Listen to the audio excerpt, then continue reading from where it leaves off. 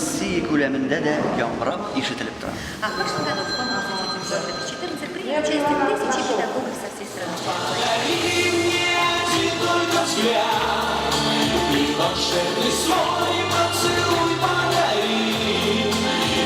Сразу сказочно стану яшибин сездән башка, күңелләрем сезлеге белән яшибин сездән башка.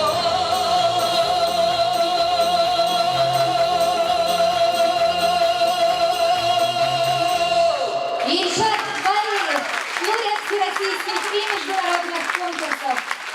И моя коллега-ведущая Елена Красильская.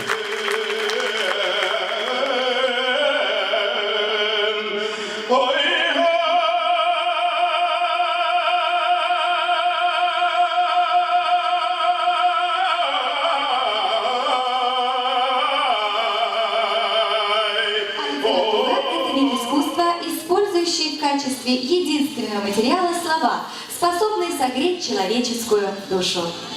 Әлбәттә, бу сихри көчкә укытучы кешедә ия була. Бары тик укытучы гына сабый баланың күңеленә кереп, кирәкле сүз белән аның җанын җылыта ала.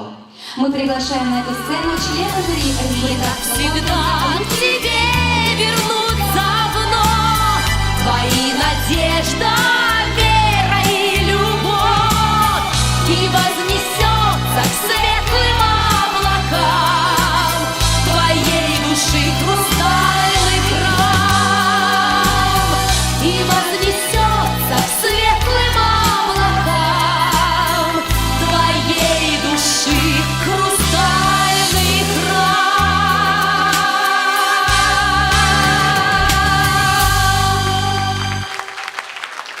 Мои ученицы.